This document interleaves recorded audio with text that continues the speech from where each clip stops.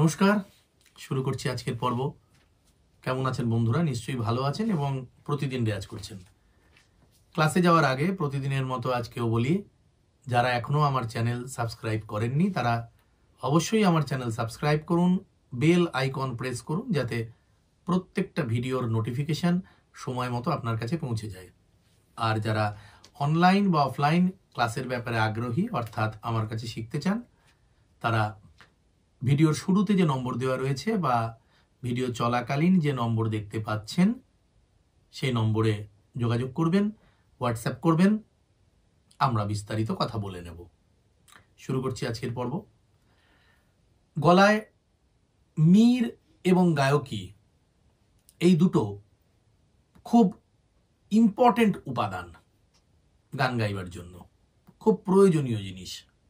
আর এই যে আমাদের অষ্টাঙ্গের গান, যেটা নিয়ে আমি আগেও আলোচনা করেছি, যে কি কি এলিমেন্ট গলায় লাগে শাস্ত্রীয় সঙ্গীত গাইতে গেলে, কিন্তু যেহেতু এখানে আমরা সব ধরনের গায়কী নিয়ে আলোচনা করি, তাই অন্যান্য ধারার গায়কীতেও কাজে লাগবে এমন টিপস আমি সাধারণত বেশি দিয়ে থাকি। কারণ পুরোপুরি শাস্ত্রীয় সঙ্গীত যারা শিখছেন তাদের তালিম, তাদের শিক্ষণ পদ্ধতি তো আলাদাই, ঠিকই আছে। আর আমরা যারা অন্যান্য বিভিন্ন জনারের গান বাজনা করে থাকি, আমরা যারা কমার্শিয়াল সঙ্গীতের সাথে যুক্ত, আমরা যারা মঞ্চে গান করি, আমরা যারা রেকর্ডিংয়ে গান করি, আমাদের এমন কিছু কিছু রেওয়াজের মধ্যে থাকতে হবে যে রেওয়াজটা আমাদের সব ধারার গানকে এগিয়ে নিয়ে যাবে। সেই রকম মীর এবং গায়কী বা ছোট ছোট কর্ণ বা স্পর্শস্বর, এইগুলো গলায় আনতে গেলে কিন্তু আমাদের রাগ ভিত্তিক রেয়াজই করতে হবে। কারণ আলাদা করে স্পর্শস্বরের রেয়াজ, আলাদা করে মীরের রেয়াজ হয়তো হয়, কিন্তু সেটা খুব একটা ধারাবাহিকভাবে বা খুব একটা ফলপ্রসূভাবে আমার মনে হয় না যে ডিজাইন করা সম্ভব। তার থেকে বরং যদি আমরা একদম রাগ শিখি, প্রকৃত শাস্ত্রীয় সঙ্গীত শিখি এবং সেখান থেকে আমাদের প্রয়োজনীয় অংশটুকু আমরা গলায় তুলে নেই, তাহলে ফলাফল যথাযথ পাবো এবং অনেক দ্রুত পাবো। তো এর আগেও আমি একটা এরকম ভিডিও করেছি, একটা কেন, আমি এর আগে বোধহয় গোটা 2-3 ভিডিও করেছি। কারণ রাগ ইমনের ওপর আমি এরকম ভিডিও করেছিলাম, রাগ ভৈরবের ওপর করেছিলাম। তা আজকে আমি বলবো রাগ বেহাগ নিয়ে। এই ভিডিও যতটা না রাগ শিক্ষার জন্য জরুরি, তার থেকে বেশি জরুরি যে এই রাগ বেহাগের গায়কীটা, এর যে প্যাটার্ন, এর আলাপ করবার যে ধরন, এই ধরনের এরকম কিছু ফ্রেজ যদি মুখস্থ করেও গলায় আনি, তাহলে আমাদের পারপাস সার্ভ হয়ে যাবে। রাগ বেহাগ সন্ধেবেলার রাগ, এর ঠাট বিলাবল, এতে শুদ্ধ এবং কড়ি দুটো মধ্যমেরই প্রয়োগ হয়। আমি এর সংক্ষিপ্ত একটা রূপ দেখাবো এবং কিছু কিছু গায়কের ফ্রেজ দেখাবো। তা এই হচ্ছে আমার সা সা,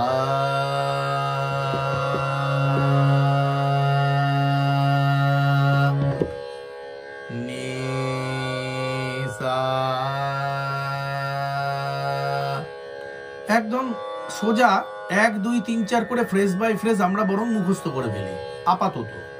প্রয়োজনে ঠিক যেভাবে যেভাবে গাইছি আপনারা আমাকে ফলো করুন এবং খাতায় একটা একটা করে নোট করুন।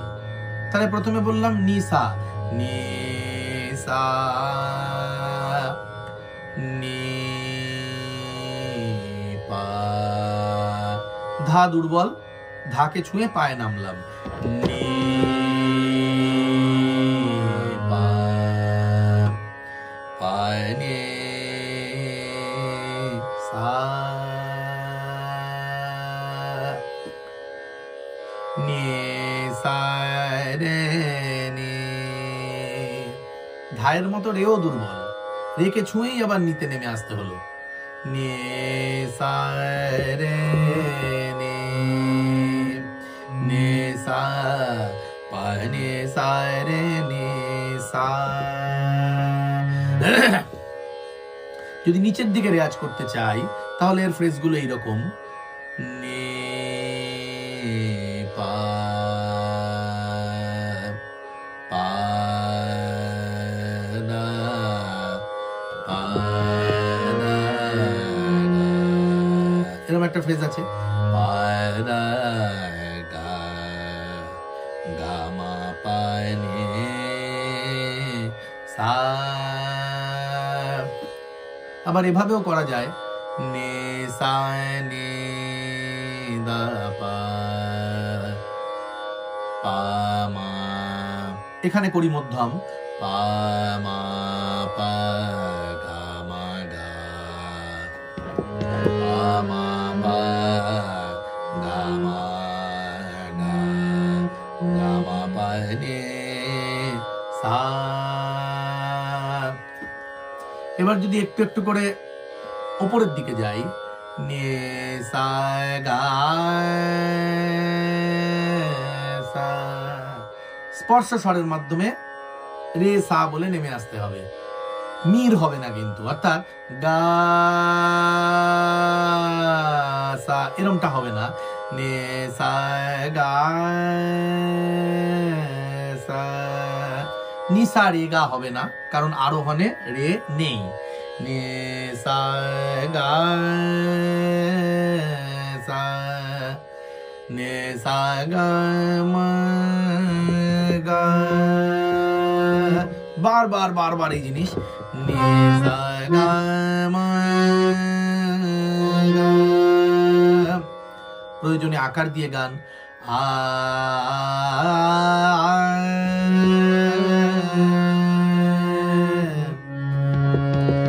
রে রে রে নে না রে রে রে রে না নে সা গা মা পা গা মা পা গা মা গা সা। বেহাককে চেনানোর জন্য এটা খুব ইম্পর্টেন্ট জায়গা, গা মা পা গা মা গা সা, আকারে গাইব, আ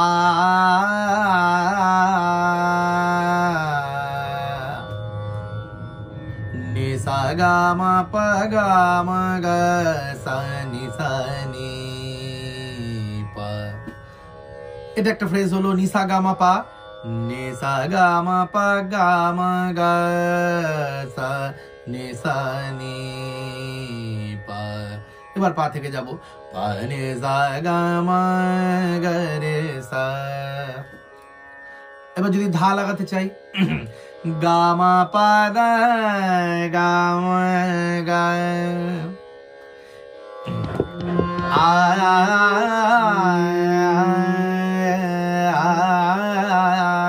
গা মা বা মা গা।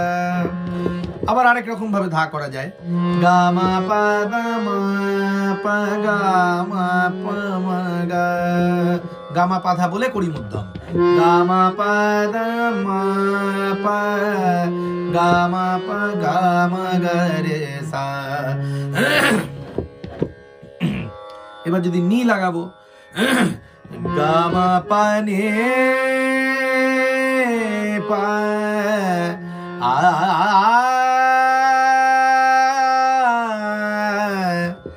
নি পা গা, কিভাবে হলো, গা মা পা নে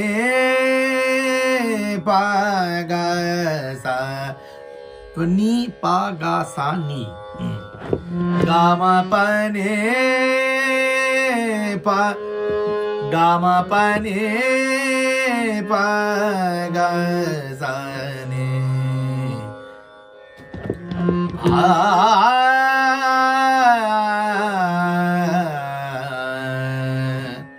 এবার উপরের নি থেকে খাদের পা, তারপর আবার উঠবো, গা মা পা নে পা গা সা নে পা নে সা গা মা পা নে পা নে সা গা মা পা নে দা নে pa da ma pa ga ma pa ga ma ga re sa a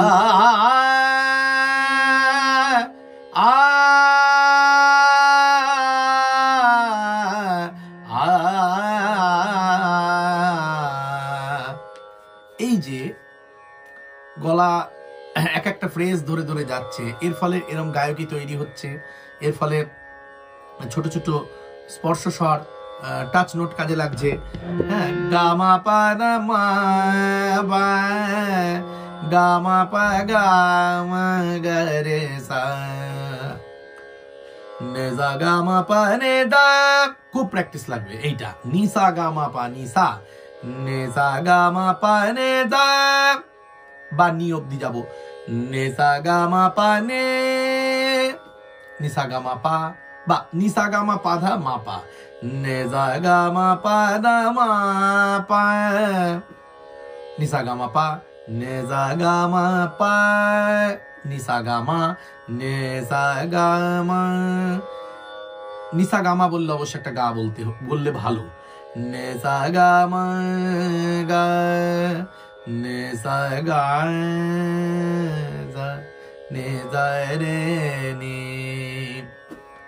প্রত্যেকটা ফ্রেজ যে কিভাবে এটা উঠতে পারে উপরে এক একটা করে স্বর আমি অল্প সময়ের মধ্যে দেখালাম। আর জাস্ট একটা আরোহণ অবরোহণ বলবো। নে সা গা মা পা নে দা রে সা নে দা পা মা গা রে সা নে সা গা মা পা নে দা রে সা নে দা পা মা গা রে সা। আকার যতক্ষণ যতবার সম্ভব হয় স্পিড বাড়াতে থাকুন।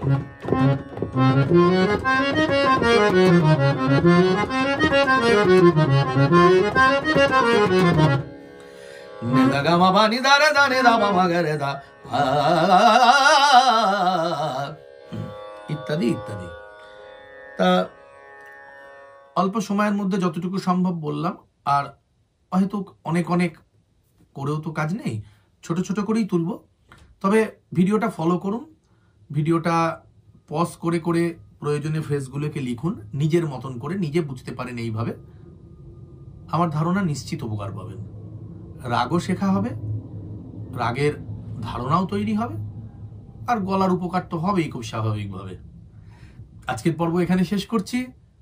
সবাই সুস্থ থাকুন, ভালো থাকুন, প্রতিদিন রেয়াজ করুন। ধন্যবাদ।